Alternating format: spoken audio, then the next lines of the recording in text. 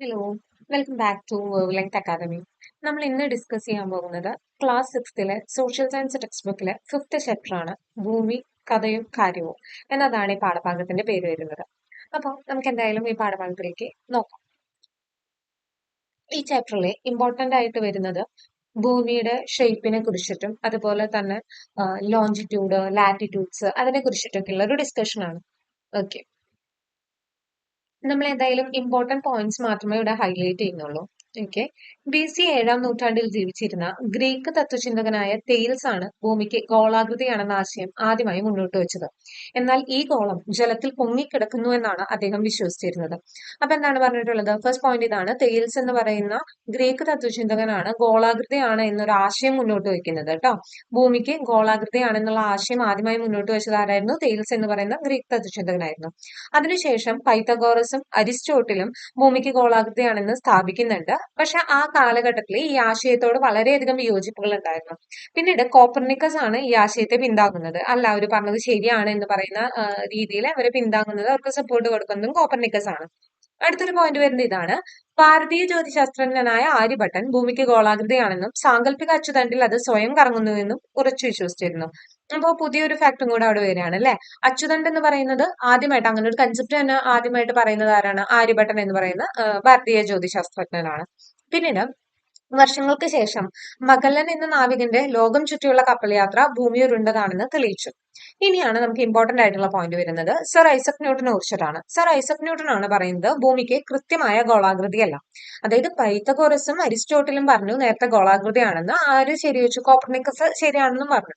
പക്ഷെ Isaac Newton പറയാണ് അല്ല, ഭൂമിക്ക് ശരിയായ ഗോളാകൃതിയല്ല വരുന്നത്, ധ്രുവ പ്രദേശങ്ങളിലെ അല്പം പരന്നിട്ടും മധ്യഭാഗത്ത് ചെറുതായി വീർത്തതുമായ ഗോളാകൃതിയാണെന്ന് പറഞ്ഞു. ഈ ഒരു ആകൃതിനെ അദ്ദേഹം ജിയോയിഡ് എന്നാണ് പറഞ്ഞത്. ജിയോയിഡ് എന്നാണ് വിളിച്ചത്. ഓക്കെ, ഈ ജിയോയിഡ് എന്ന പദത്തിന്റെ അർത്ഥം എന്താണ്? ഭൂമിയുടെ ആകൃതി എന്നാണ് ഈ പദത്തിന്റെ അർത്ഥം വരുന്നത്. ആരാണ് പറഞ്ഞത്? സർ ഐസക് ന്യൂട്ടൻ ആണ്. ഓക്കെ, ഇനി ഏകദേശം എത്രയായിരിക്കും ഭൂമിയുടെ ചുറ്റളവ് എന്ന് പറയുന്നത്? 40,000 കിലോമീറ്റർ ആണ്. എത്രയാണ്? ഏകദേശം 40,000 കിലോമീറ്ററോളം ഉണ്ട് ഭൂമിയുടെ ചുറ്റളവ് എന്ന് പറയുന്നത്. ഇനി നമുക്ക് ഇവിടെ ഒരു ടേബിൾ കൊടുത്തിട്ടുണ്ട്. നമുക്ക് ആ ടേബിളിൽ എന്താണ് കൊടുത്തിട്ടുള്ളത് എന്ന് നോക്കാം. ഓക്കെ, BC 3ാം നൂറ്റാണ്ടിൽ ഗ്രീക്ക് തത്വചിന്തകനായ ഇറത്തോസ്തനിസ് സൂര്യരശ്മികൾ ഭൂമിയിൽ പതിക്കുന്നതിന്റെ കോണളവിനെ മാത്രം ആശ്രയിച്ചാണ് ഭൂമിയുടെ ചുറ്റളവ് 2,50,000 സ്റ്റേഡിയ, അന്ന് ഗ്രീസിൽ അളക്കാൻ ഉപയോഗിച്ചിരുന്ന ഒരു യൂണിറ്റ് ആണ്, ദൂരം അളക്കാൻ ഉപയോഗിച്ചിരുന്ന യൂണിറ്റ് ആയിരുന്നു, എന്ന് കണ്ടെത്തിയത്. ഇന്ന് നമ്മൾ പറയുന്ന ഈ 40,000 കിലോമീറ്ററിനോട് അടുത്ത് വരുന്ന ഒരു സംഖ്യ തന്നെയായിരുന്നു ഈ 2,50,000 സ്റ്റേഡിയ കിലോമീറ്ററിലേക്ക് കൺവേർട്ട് ചെയ്യുമ്പോൾ. അന്ന് ഇത്ര ടെക്നോളജീസ് ഒന്നും ഇല്ലാത്ത കാലഘട്ടത്തിലാണ് അദ്ദേഹം ഇത് കണ്ടെത്തിയത് എന്നുള്ളത് പ്രശംസനീയം തന്നെയായിരുന്നു. ഓക്കെ, ഇനി നമ്മള് ഇപ്പൊ ഭൂമിയിലെ ഏതെങ്കിലും ഒരു വസ്തു ഉണ്ടെന്നുണ്ടെങ്കിൽ ആ വസ്തുവിന്റെ സ്ഥാനം എങ്ങനെയാണ് നിർണ്ണയിക്കുക? വേണ്ടിയിട്ടാണ് നമുക്ക് രേഖാംശം, അക്ഷാംശ രേഖകളൊക്കെ വരുന്നത്. ഓക്കെ, അപ്പൊ നമുക്ക് എന്തായാലും അതിനെ കുറിച്ചിട്ട് നോക്കാം. ഭൂമിയിലെ വരകൾ. ഭൂമിയിലെ ഏതൊരു പ്രദേശത്തിന്റെയും സ്ഥാനം ഇത്തരം വരകളുടെ അടിസ്ഥാനത്തിൽ നിർണ്ണയിക്കാം. അതെങ്ങനെയാണെന്നാണ് നമ്മൾ നോക്കുന്നത്. നെടുകെ കാണുന്ന വരകളെ നമ്മൾ അക്ഷാംശ രേഖകളെന്നും കുറുകെ കാണുന്ന വരകളെ രേഖാംശ രേഖകളെന്നും വിളിക്കുന്നു. അപ്പോ ഇതിൽ ഏതാണ് അക്ഷാംശം, ഏതാണ് രേഖാംശം? ദാ ഇങ്ങനെ ഹൊറിസോണ്ടൽ ആയി കാണുന്ന വരകളെ നമ്മൾ എന്താണ് വിളിക്കുന്നത്? അക്ഷാംശ രേഖകൾ എന്നാണ് വിളിക്കുന്നത്. ഞാൻ ജസ്റ്റ് ഒരു ഇത് ഹൈലൈറ്റ് ചെയ്തു എന്നേ ഉള്ളൂ. ഈ മൊത്തം വരകളെയും നമ്മൾ അക്ഷാംശ രേഖകൾ എന്ന് തന്നെയാണ് വിളിക്കുന്നത്. എന്നാൽ ഇങ്ങനെ നമ്മള് കുറുകെ കാണുന്ന വരകളെ നമ്മൾ വിളിക്കുന്നത് എന്താണ്? രേഖാംശ രേഖകൾ എന്നാണ്. ഓക്കെ ആണല്ലോ. അപ്പോ രേഖാംശ രേഖകൾ ഏതാണെന്ന് മനസ്സിലായി, അക്ഷാംശ രേഖകൾ ഏതാണെന്ന് മനസ്സിലായി. ഇനി നമ്മൾ അക്ഷാംശ രേഖകളെ കുറിച്ച് കൂടുതലായിട്ട് പറയാം.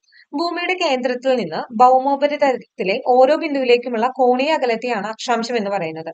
ഇത്തരത്തിലുള്ള ഒരു കോണീയ അളവുകൾ തമ്മിൽ യോജിപ്പിച്ചാൽ അക്ഷാംശ രേഖകൾ നമുക്ക് ലഭിക്കും. അപ്പോ ഒരു പന്താണെന്ന് നമ്മൾ കൺസിഡർ ചെയ്യുക. അതിന്റെ മധ്യഭാഗത്തുകൂടെ നമ്മൾ ഒരു ദണ്ട് ഈ പന്തിലൂടെ കടത്തിവിട്ടിട്ടുണ്ടെങ്കിൽ ഇത് നമുക്ക് ഏകദേശം ഭൂമിയുടെ അച്ചുതണ്ടുമായിട്ട് കമ്പയർ ചെയ്യാനായിട്ട് സാധിക്കും. ഈ അച്ചുതണ്ടിനെ അടിസ്ഥാനമാക്കിയിട്ടാണ് ഭൂമി സ്വയം കറങ്ങുന്നത്. അപ്പോ നമ്മുടെ ഈ അക്ഷാംശ രേഖകളിലെ ഏറ്റവും നീളം കൂടിയ അക്ഷാംശ രേഖ ഏതാണ്? ഭൂമധ്യരേഖയാണ് കേട്ടോ. 0 ഡിഗ്രിയിലൂടെ കടന്നു പോകുന്ന ഭൂമധ്യരേഖയാണ് ഭൂമിയിലെ ഏറ്റവും നീളം കൂടിയ അക്ഷാംശ രേഖ എന്ന് പറയുന്നത്. ഇതിനെ മുകൾ ഭാഗത്ത് ഉത്തര ധ്രുവമെന്നും താഴ്ഭാഗത്തുള്ളതിനെ ദക്ഷിണ ധ്രുവമെന്നും നമ്മൾ രണ്ടായിട്ട് വേർതിരിക്കാറുണ്ട്. ഓക്കെ ആണല്ലോ.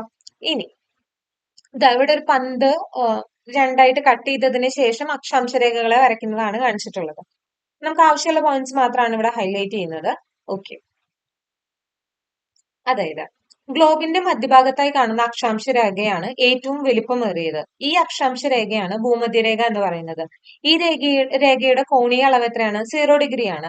ഈ രേഖയ്ക്ക് 90 വടക്കും തെക്കുമായിട്ട് 90 തെക്കുമായി കാണുന്ന അക്ഷാംശ വൃത്തങ്ങളെ നമ്മൾ കാണുന്നുണ്ട്. ഇതിന് ഉത്തര ധ്രുവമെന്നും ദക്ഷിണ ധ്രുവമെന്നും നമ്മൾ നേരത്തെ കാണിച്ചിരുന്നു. അതുപോലെ തന്നെ ഇവിടെയാണ് നമുക്ക് എന്ത് വരുന്നത്? നമ്മുടെ 0 അഥവാ ഭൂമധ്യരേഖ വരുന്നത്. ഏറ്റവും നീളം കൂടിയിട്ടുള്ള അക്ഷാംശ രേഖയാണ് നമ്മുടെ ഈ ഭൂമധ്യരേഖ എന്ന് പറയുന്നത്. അതിന് മുകൾ ഭാഗത്തായിട്ട് ഉത്തരാർദ്ധഗോളം വരുന്നുണ്ട്, താഴ്ഭാഗത്തായിട്ട് ദക്ഷിണാർദ്ധഗോളം വരുന്നുണ്ട്. നമുക്ക് ഇനി അടുത്തത് പഠിക്കേണ്ട ഇമ്പോർട്ടന്റ് ആയിട്ടുള്ള ഒരു ഫിഗർ തന്നെയാണിത്. 23.5 നോർത്ത് ഭാഗത്ത് നമുക്ക് എന്ത് വരുന്നുണ്ട്? ഉത്തരായന രേഖ വരുന്നുണ്ട്. 66 വടക്ക് ആർട്ടിക് വൃത്തം വരുന്നുണ്ട്. ഇവിടെ 90 വടക്ക് ഉത്തര ധ്രുവം. ഓക്കെ ആണല്ലോ. ഇതുപോലെ തന്നെ ഇവിടെയും ദക്ഷിണായന രേഖ, അന്റാർട്ടിക് വൃത്തം, ദക്ഷിണ ധ്രുവം. ഇങ്ങനെയാണ് ഇതിന്റെ ക്ലാസിഫിക്കേഷൻ വരുന്നത്. വളരെ ഇമ്പോർട്ടന്റ് ആയിട്ടുള്ള ഫിഗർ ആണ്. എല്ലാവർക്കും എന്തായാലും ബേസിക് ആയിട്ട് അറിയാം എന്ന് വിശ്വസിക്കുന്നു. പലപ്പോഴും സ്റ്റേറ്റ്മെന്റ് ക്വസ്റ്റ്യൻസ് ഒക്കെ വരുമ്പോൾ ഈ ഉത്തരായന രേഖ അങ്ങനെയുള്ളതിനൊക്കെ 23 എന്നുള്ളത് ചിലപ്പോ ആ ഡിഗ്രി കണക്കിലുള്ള വ്യത്യാസങ്ങളായിരിക്കാം, അല്ലെങ്കിൽ വടക്ക് അങ്ങനെയുള്ള ദിശയുടെ വ്യത്യാസങ്ങൾ വരുത്തിയിട്ട് നമുക്ക് പലപ്പോഴും ഓപ്ഷൻസിൽ കാണാറുണ്ട്. അപ്പൊ അതൊന്ന് ശ്രദ്ധിച്ചു വെച്ചേക്കാം. എന്താണ് ഈ പറയുന്ന ഉത്തരായന രേഖയുടെ 23 നോർത്ത് ആണ്, അങ്ങനത്തെ കാര്യങ്ങളൊക്കെ ശ്രദ്ധിച്ചു വെച്ചേക്കാം. ഇവിടെ ചിത്രത്തിൽ നമുക്ക് ഇന്ത്യയുടെ ഫിഗർ കാണുന്നുണ്ട്. അപ്പൊ ഇന്ത്യ വരുന്നത് എവിടെയാണ്? ഉത്തരാർദ്ധഗോളത്തിലാണെന്ന് ഈ ചിത്രത്തിൽ നിന്ന് തന്നെ മനസ്സിലാക്കാൻ പറ്റുന്നുണ്ട്. ഓക്കെ ആണല്ലോ. അപ്പൊ ഭൂമിയെ 2 അർദ്ധഗോളങ്ങളായിട്ട് നമുക്ക് ഭൂമധ്യരേഖയ്ക്ക് മാറ്റാൻ പറ്റും. അപ്പൊ ദക്ഷിണാർദ്ധഗോളം വരുന്നുണ്ട്, അതുപോലെ തന്നെ ഉത്തരാർദ്ധഗോളം വരുന്നുണ്ട്. ഓക്കെ, ഉത്തരാർദ്ധഗോളത്തിലെ അക്ഷാംശ രേഖകളെ നമ്മൾ വടക്ക് അക്ഷാംശ രേഖകൾ എന്നും ദക്ഷിണാർദ്ധഗോളത്തിൽ വരുമ്പോൾ അതിനെ തെക്ക് അക്ഷാംശ രേഖകൾ എന്നുമാണ് പറയുന്നത്. ഓക്കെ ആണല്ലോ. ഇനി അടുത്തത് രേഖാംശ രേഖകൾ. അപ്പോ ഇങ്ങനെ കുറുകെ വരയ്ക്കുന്നവയാണ് രേഖാംശ രേഖകൾ എന്ന് നമ്മൾ പറഞ്ഞു കഴിഞ്ഞു കേട്ടോ. അതെ, ഇങ്ങനെ കുറുകെ വരയ്ക്കുന്നതാണ്. അപ്പോ ഇതിന് നമ്മൾ 0 വരച്ചു കഴിയുമ്പോഴത്തേനും കിഴക്ക് രേഖാംശ രേഖകളും പടിഞ്ഞാറ് രേഖാംശ രേഖകളും എന്ന് നമുക്ക് വീണ്ടും ക്ലാസിഫൈ ചെയ്യാനായിട്ട് സാധിക്കും. ഇനി ഈ 0 വരയ്ക്കുന്ന ഈ രേഖാംശ രേഖയെ നമ്മൾ മാനക രേഖാംശം എന്നാണ് അറിയപ്പെടുന്നത്. നമ്മൾ നേരത്തെ പറഞ്ഞു 0 വരയ്ക്കുന്ന അക്ഷാംശ രേഖനെ ഭൂമധ്യ രേഖ എന്നറിയപ്പെടുന്നു എന്ന് പറഞ്ഞു. ഈ 0 വരയ്ക്കുന്ന രേഖാംശ രേഖനെ മാനക രേഖാംശം എന്നാണ് നമ്മൾ അറിയപ്പെടുന്നത്. ഓക്കെ ആണല്ലോ. മാനക രേഖാംശത്തിനും ഇരുവശവുമായി 180 വീതം രേഖാംശങ്ങളാണ് ഉള്ളത്. ഓക്കെ, ഇത് കിഴക്കേ അർദ്ധഗോളാണ്. ഇത് കിഴക്ക് അർദ്ധഗോളാണ്. ഭൂമധ്യരേഖയ്ക്ക് താഴെ വരുമ്പോൾ പടിഞ്ഞാറ്, സോറി, ഇത് കിഴക്ക് അർദ്ധഗോളാണ്. ഇവിടെ മാനക രേഖാംശത്തിന് ഇപ്പുറത്ത് വരുമ്പോൾ എന്താവും? പടിഞ്ഞാറ് അർദ്ധഗോളാണ് വരുന്നത്. ഈ 0 കാണിക്കുന്നതാണ് മാനക രേഖാംശം. ഓക്കെ ആണല്ലോ. ചിത്രത്തിൽ നിന്ന് തന്നെ വ്യക്തമാവുന്നുണ്ടായിരിക്കും. ഇങ്ങനെ അക്ഷാംശ രേഖകളും രേഖാംശ രേഖകളും അടിസ്ഥാനമാക്കി നമുക്ക് ഭൂമിയിലുള്ള ഏതൊരു വസ്തുവിന്റെയും സ്ഥാനം നിർണ്ണയിക്കാം. അപ്പോൾ നേരത്തെ തന്നെ നമ്മൾ ചിത്രത്തിൽ നിന്ന് മനസ്സിലാക്കി ഇന്ത്യയുടെ സ്ഥാനം എന്ന് പറയുന്നത് ഉത്തരാർദ്ധഗോളത്തിലാണെന്ന് മനസ്സിലാക്കി. അതുകൊണ്ടാണ് ഈ 2 മാർക്കിങ്സിലും വടക്ക് എന്ന് പറയുന്നത് വരുന്നത്. ഓക്കെ ആണല്ലോ. ഇനി നമുക്ക് എങ്ങനെയാണ് നമുക്ക് ഇന്ത്യയുടെ സ്ഥാനം പറയാൻ പറ്റുന്നത്? 8 വടക്കിനും 38 വടക്കിനും ഇൻ ബിറ്റ്വീൻ ആണെന്ന് പറയാം. അതുപോലെ തന്നെ വേറെ എന്താണ് പറയാൻ പറ്റുന്നത്? 68 കിഴക്ക്, 98 കിഴക്കിനും ഇൻ ബിറ്റ്വീൻ ആണെന്ന് പറയാം. അപ്പോ ഇതിൽ നിന്ന് നമുക്ക് വേറൊരു കാര്യം കൂടെ മനസ്സിലാവുന്നുണ്ട്. ഏകദേശം ഇതിന്റെ വ്യാപ്തി വരുന്നത് എത്രയാണ്? 2 സൈഡിൽ നിന്ന് നോക്കുമ്പോൾ ഒരു 30 ആണ്. ഒരു ആവറേജ് ലെവൽക്ക് നമുക്ക് പറയാൻ പറ്റുന്നത് 30 ആണ് വ്യത്യാസം വരുന്നത്. ഓക്കെ ആണല്ലോ. ഈ അളവ് ഇമ്പോർട്ടന്റ് ആണ്, എപ്പോഴും ശ്രദ്ധിച്ചു വെക്കുക. അങ്ങനെ നമുക്ക് ഏതൊരു രാജ്യത്തിന്റെയും അക്ഷാംശ രേഖകളും രേഖാംശ രേഖകളും മാർക്ക് ചെയ്തിട്ട് അതിന്റെ സ്ഥാനം അടയാളപ്പെടുത്താനായിട്ട് സാധിക്കും. ഇനി നമുക്ക് പറയാവുന്ന മറ്റൊരു കാര്യം എന്താന്ന് വിചാരിച്ചു കഴിഞ്ഞാല്, നമുക്ക് നമ്മുടെ ഇവിടെ പകലായിരിക്കുന്ന സമയത്ത് മറ്റ് സ്ഥല ഭാഗങ്ങളിൽ, ഭൂമിയിലെ തന്നെ മറ്റ് സ്ഥല ഭാഗങ്ങളിൽ രാത്രിയാവുന്നുണ്ട്. എന്തുകൊണ്ടായിരിക്കും ഇങ്ങനെ വരുന്നത്? ഇവിടെ സൂര്യപ്രകാശം, അതായത് നമ്മുടെ സൂര്യൻ എവിടെയാണ് നിൽക്കുന്നതെന്ന് വിചാരിക്കുക. സൂര്യപ്രകാശം വന്നിട്ട് ഭൂമിയുടെ ഈ ഒരു ഭാഗത്തേക്ക് അടിക്കുമ്പോൾ ഇവിടെ പകലാവുകയും മറുഭാഗത്ത് എന്താവുന്നു? ആ സമയം രാത്രിയാണ് വരുന്നത്. എന്നാൽ ഭൂമി അതിന്റെ സ്വന്തം അച്ചുതണ്ടിൽ കറങ്ങുന്നുണ്ട് അല്ലെ? അതിന് പറയുന്നത് എന്താ? സ്വന്തം അച്ചുതണ്ടിൽ ഭൂമി കറങ്ങുന്നതിന് ഭ്രമണം എന്നാണ് പറയുന്നത്. ഒരു ഭ്രമണത്തിന് എത്ര സമയം എടുക്കും? 24 മണിക്കൂറാണ്, അതായത് ഒരു ദിവസമാണ് എടുക്കുന്നത്. അപ്പോ ഭൂമി സ്വയം ഭ്രമണം ചെയ്യുമ്പോൾ എന്ത് സംഭവിക്കുന്നു? ഈ പറയുന്ന ആദ്യം ലഭിച്ചിരുന്ന സൂര്യപ്രകാശം ലഭിച്ചിരുന്ന സ്ഥലത്ത് പിന്നീട് ഒരു ഭ്രമണത്തില് ആവുമ്പോ എന്ത് സംഭവിക്കും? രാത്രിയാവുന്നു. അതുകൊണ്ടാണ് ഈ പകലും രാത്രിയും മാറി മാറി വരുന്നത്. ഓക്കെ ആണല്ലോ. ഭൂമി സ്വയം കറങ്ങുന്നതിനെ ഭ്രമണം എന്ന് പറയുന്നു. ഭ്രമണം മൂലം സൂര്യന് അഭിമുഖമായി വരുന്ന ഭാഗം പ്രകാശിതമാകുന്നതിനാൽ പകൽ അനുഭവപ്പെടുന്നു. എന്നാൽ മറുഭാഗത്ത് സൂര്യപ്രകാശം എത്താത്തതിനാൽ രാത്രിയായിരിക്കും. ഭൂമിയിൽ പകലും രാത്രിയും മാറി മാറി അനുഭവപ്പെടുന്നത് എന്ത് കാരണമാണ്? ഭ്രമണം മൂലമാണ്. ഓക്കെ ആണല്ലോ? ഓക്കെ. ഇനി നമ്മൾ അടുത്ത കാര്യം പറയുന്നത് ഉദയവും അസ്തമയത്തിനെ കുറിച്ചിട്ടാണ്. നമുക്കറിയാം അല്ലെ, ഭൂമിയിൽ നിന്ന് വളരെ അകലെയായി സ്ഥിതി ചെയ്യുന്ന സൂര്യൻ കിഴക്കുദിക്കുകയും പടിഞ്ഞാറ് അസ്തമിക്കുകയും ചെയ്യുന്നതായിട്ടാണ് നമുക്ക് ദൃശ്യമാകുന്നത്. ഓക്കെ. എന്തുകൊണ്ടാണ് നമുക്ക് ഇങ്ങനെ തോന്നുന്നത്? ഭൂമിയുടെ ഭ്രമണം വരുന്നത് പടിഞ്ഞാറ് നിന്ന് കിഴക്കോട്ട് ആയതിനാലാണ് സൂര്യൻ കിഴക്കുദിച്ച് പടിഞ്ഞാറ് അസ്തമിക്കുന്നതായിട്ട് നമുക്ക് ഫീൽ ചെയ്യുന്നത്. മനസ്സിലാകുന്നുണ്ടോ? ഭൂമിയുടെ ഭ്രമണം എങ്ങോട്ടാണ്? പടിഞ്ഞാറ് നിന്ന് കിഴക്കോട്ടാണ് എന്നുള്ളത് ശ്രദ്ധിച്ചു വെക്കാം. ഓക്കെ ആണല്ലോ? അത്രയും പോയിന്റ്സ് സെറ്റ് ആണെന്ന് വിചാരിക്കുന്നു. ഇനി നമുക്ക് പലപ്പോഴും കാലങ്ങളിൽ വ്യത്യാസം വരുന്നുണ്ട്. കുറച്ചു സമയത്തിലേക്ക് മഴക്കാലമാണെന്നുണ്ടെങ്കിൽ പിന്നീട് വേനലും വസന്തം, ഗ്രീഷ്മം, അങ്ങനെ പല പല കാലങ്ങളിൽ പല പല സീസൺസ് ഇവിടെ വരുന്നുണ്ട്. എന്തുകൊണ്ടായിരിക്കും ഇങ്ങനെ പലവിധ കാലങ്ങൾ ഇവിടെ അനുഭവപ്പെടുന്നതിനുള്ള കാരണം?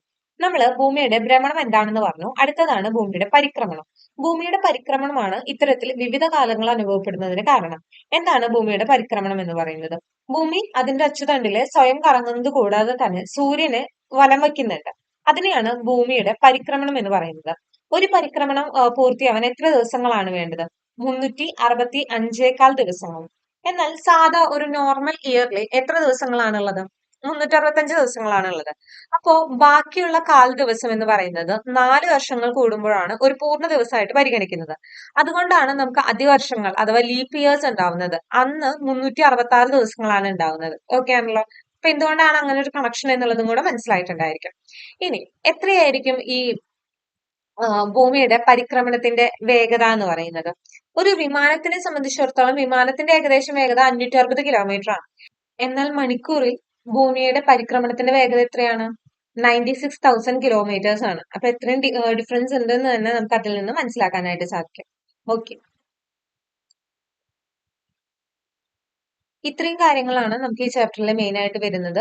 നമുക്ക് ഭൂമിയുടെ ആകൃതിയെ ബേസ് ചെയ്തിട്ട് അക്ഷാംശ രേഖകളും രേഖാംശ രേഖകളും വരുന്നുണ്ട്. അതുവഴി നമുക്ക് സ്ഥാനനിർണ്ണയം കണ്ടുപിടിക്കാൻ പറ്റും. പിന്നെ ഭൂമിയുടെ വലുപ്പത്തിനെ കുറിച്ച് നമ്മൾ പറഞ്ഞു. ചലനങ്ങളിലെ ഭ്രമണം വരുന്നുണ്ട്, പരിക്രമണം വരുന്നുണ്ട്. ഭ്രമണം കാരണമാണ് എന്ത് സംഭവിക്കുന്നതെന്ന് നമ്മൾ പറഞ്ഞു. സൂര്യന്റെ വെളിച്ചം ചില ഭാഗത്ത് രാത്രി പകൽ എന്ന് അങ്ങനെ വ്യത്യാസങ്ങൾ വരുന്നത്. പരിക്രമണമാണ് കാലങ്ങൾക്കുള്ള വ്യത്യാസത്തിന് കാരണമെന്ന് പറഞ്ഞു. അപ്പൊ ഇത്രയും കാര്യങ്ങളാണ് ഈ ചാപ്റ്ററിൽ മെയിൻ ആയിട്ട് ഡിസ്കസ് ചെയ്യുന്നത്. ഓക്കെ, നമുക്ക് ഇനി അടുത്ത ചാപ്റ്റർ ആയിട്ട് കാണുന്നത് വരെ ബൈ, താങ്ക് യു.